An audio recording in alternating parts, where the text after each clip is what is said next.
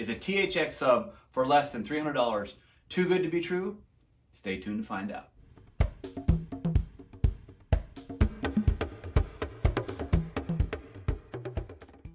Well, hello YouTube. How you doing today? Chris, the Frugal Audiophile, back with you for another review. And today we're going to be taking a look at a subwoofer. And this is the Monolith by Monoprice 8-inch THX certified 150 watt subwoofer.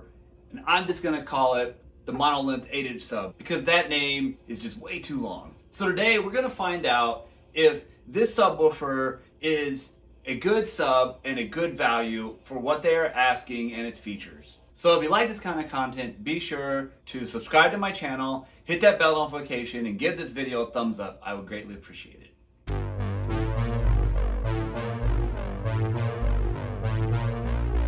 But before we get into the assignment and my thoughts on the subwoofer, let's look at its design and specifications. What you're looking at here is vented MDF cabinet in black. That's right, only comes in black. As you can see maybe in some of the pictures or in the video here, the sides of the cabinet are a little bit rounded. I don't know if that's to help some resonance issues. They don't say that on their site. It is a design that you will find in some of their subwoofers. A while back I tested out their 12-inch 150 watt just regular subwoofer that was like $130, and it kind of had the same appearance as this one, although that one was front firing, but it had these rounded edges just like the 8-inch version here. So what we have here, as Monoprice calls it, is an 8-inch pulp fiberglass long throw cone, which may mean little to nothing in regards to the sound of the sub, but that's what it is. You can see some other design features there. I just wanted to highlight, first of all, the dimensions. Basically, you're looking at a 12-inch, 12.5-inch-ish cube for its measurements here, and about a 20-pound subwoofer. So nothing too heavy, but it does feel sturdy in the hands. So now let's get into some specs for the subwoofer. You can see its power there. It's rated at 150 watts RMS. The interesting thing is that they do not give a peak on this amplifier. Usually peak is doubled, so I would guesstimate that it's 300 watts, but Monoprice does not state that anywhere in the specifications for the subwoofer. And you see that we have 3 frequency responses because there are 3 EQ modes on this subwoofer. And you have all of them before you, EQ1 hitting the lowest. On the sub, you're going to have an RCA input, and then you're going to have an RCA output. However, that output does not apply a high-pass filter, so your speakers are going to still be getting full range of the frequency response. Which you have a variable crossover setting as well as a variable phase setting, which is nice to have. Not a lot of subs have that. This enables you to better implement the subwoofer with your system. Most subs just have a switch for 0 and 180 with phase. You can see more information about this sub on the screen there. Finally, what I want to note is the cost on the Monolith 8-inch sub, because it is challenging to really give you a good figure for that because the price is really all over the map with this one. It is often found on sale for around $200, but the stated retail price is $350, and I actually purchased mine for $177 on Amazon a couple weeks ago. So giving it a price class can be a challenge, but I'm going to basically say that this is a $250 subwoofer, kind of cut it down the middle there. And that will be really the price range that I'm going to go with as I go through this review here. So that does bring us to the assignment for the Monolith 8-inch sub, and that is to be an affordable THX sub that sounds good and hits deep. So how did it do with that assignment? Let's start out with, as always, what it gets right. The first thing I want to cite is the compact size. This is a relatively compact subwoofer, even for an 8-inch model. Now, of course, there are more compact 8-inch subwoofers out there. I used to have one from Monoprice, but that sub was not that great. Definitely not as good as this one. I've seen 10-inch subs that are about this size, but most of them are not quite this compact. That makes it easier to place in your room without having to worry about this huge, bulky sub that's taking up tons of floor space. And my heat has turned on because it is a chilly day here in Southwest Wisconsin. Variable phase is a nice feature to have. It does make it easier to implement into your system. Say, for example, it sounds as though the bass is behind or ahead of your audio, you can use the phase knob to kind of help mitigate that issue. This isn't something that you see on a lot of subs, especially at this price range, so I was glad to see that. Next, THX certification, though not necessary, is nice to have. What that basically means is that this sub is guaranteed to hit a certain frequency in a certain volume or SPL level without distortion. And they don't really give a whole lot of specifics for that on the Monoprice site. Neither does THX. This subwoofer is THX Compact certified. So that is like the minimum level of certification that they have. And basically, it means that in the THX mode, this subwoofer can hit down to 35 hertz without distortion. And keep in mind that this is only applicable when THX EQ mode is enabled on the sub. Next, this sub does really sound good. One of the better subs that I have heard to date, especially given its price and its size. It really does hit low in EQ1. That was my preferred EQ because I'm using it mainly in my office, which is a smaller room. I wanted to have the deepest bass I could in that space, and so I used EQ1 in sealed mode. More about that later. So I really found that that was the best setup for myself. Maybe it would be different for you, but for me, that was my preferred setup. And in that mode, I was able to hear the deepest notes in the Stars Kid Knievel remix by Yoshihiro Kawa. There are some bass notes in that song that if you do not have a good subwoofer, they are just unhearable. It's like they're just not even there. This subwoofer was able to play them with some good authority. Also, when I was listening to Lose Yourself to Dance by Daft Punk and Pharrell Williams, I was able to feel the impact of the bass in that song. Although that song does not hit super low, it does have a nice bass kick in it. And not every sub is going to fully bring that out. So I was glad to hear that with the 8-inch sub here. But just keep in mind that bass is tightest when in sealed mode. So that's what it gets right. Let's talk about what it gets wrong. First, although it is very compact, I think it's kind of ugly. It's just a black box, nothing really special about, nothing that sets it apart. Clearly, Monoprice was saving some money there. It's basically your standard vinyl wrap on an MDF enclosure. So nothing that's going to win any design awards, but nothing that is going to be super ugly or really stand out in a room. It'd be nice if Monoprice offered some white finishes in their less expensive speakers and in their speakers in general, because I don't know if they have really any white speakers in their lineup across all price points. I would love to see them have some white options, but as you know, Monoprice is all about value for money. They're not about fancy features or outstanding design. They're just about getting the most you can for that bottom dollar. And that really rings true with the design on the 8-inch sub here. Next, for what it gets wrong, I would cite no speaker level inputs. Now, this is not a listed feature, not a required feature, not a feature found on all subs, but it is something that is nice to have.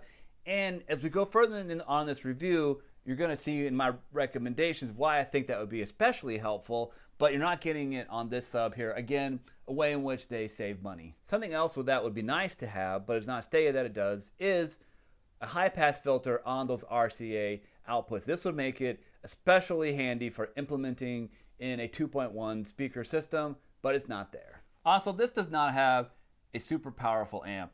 It is rated at 100 watts RMS. Again, as I said before, Monoprice does not give a specific peak level. My best guess is that it's about 300 watts. So it's not horrible for an 8-inch sub. I mean, kind of what you find in a lot of 8-inch subwoofers, actually more than many out there on the market at a cheaper price point. A bigger amp would have been nice to see, but it's just not found in this model. Next, one of my bigger concerns, an item for which I took out the most points, is the fact that there was a lot of port chuffing when running this sub in vented mode. So in my testing, I listened to music along with some movie clips, and I fired up that bank robbery scene in the opening of The Dark Knight. And the gunshot sound effects in that movie were causing that port to really chuff. I could almost hear, and I certainly could if I put my hand down there, feel the air coming out of this subwoofer when it's running in ported. Remember, this is a down-firing ported subwoofer, and so there is a good sized port down there, and yeah, you could really hear and feel the air come out of it. So I switched over to sealed mode, and did the rest of my testing in sealed mode, it just sounded the best to me. However, in that mode, you don't get quite the extension as you do in vented. Next, I think that EQ1 is really the only EQ that you should run with this sub, because the other ones, they just don't dig quite low enough. Now, I will have here on the screen a graph from Monoprice's site which shows the frequency response at all of the 3 different EQs. And you can kind of see here where they roll off, and perhaps maybe you'd be okay with the other ones because they are a little bit flatter, or maybe you prefer that it doesn't go as low, but it does that with less distortion running the THX mode. You know, that's really up to your discretion what you want to do there. My preference is to have the lowest bass I can, but again, I wasn't running this in a giant room, and so I used EQ1. But keep in mind, if you use EQ1 or 2, the THX mode is not implemented. Also, I did the Edge of Tomorrow test with an opening bass drop at the very beginning of that movie, and it failed that test pretty miserably.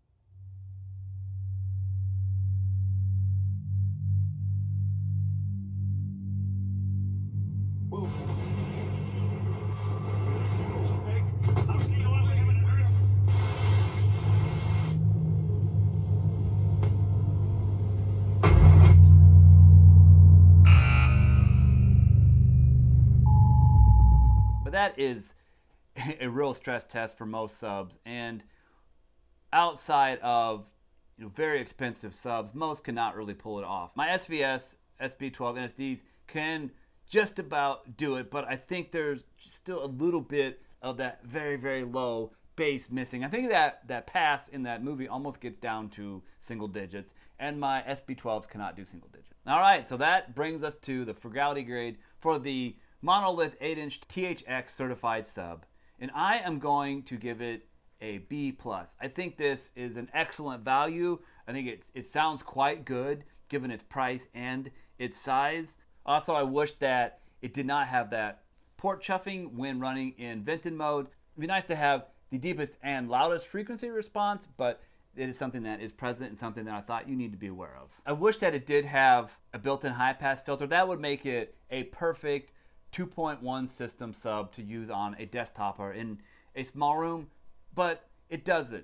Now, Emotiva does have their SE8 subwoofer, which I think would probably sound very similar to this one. It has some very similar specs, and it includes a high-pass filter on its RCA outputs, which is actually user selectable. I think it's anywhere from 60 to 100 hertz, and so that would be a really nice feature to have. However, that sub is always going to be priced at around $350 unless you can find one used or a good sale on Emotiva's site.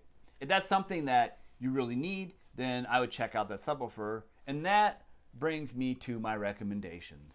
First of all, I think this is a perfect sub for music, especially in a desktop setup where you need a compact but still good subwoofer that hits low. And the Monoprice 8-inch sub is perfect for that. That is why that high-pass filter would have been handy, but I run a mini DSP in my system, which does the crossover for me. It also could be used in a 2.1 system, say, in like your living room or a music listening room, if the room is not too big. I'm going to say anything 12 by 12 and under would be just fine for this subwoofer, and if it's struggling a bit, maybe get 2. It's relatively cheap enough, so something to consider there as well. I do think this subwoofer could work in home theater in a smaller room. As I said before, I'm thinking 12 by 12 feet or less. It should work for that. I'd highly recommend that you get 2 of them, you run it in EQ1, and then use your processor or receiver's auto EQ mode to get everything set up correctly, and it would be a sweet little sub.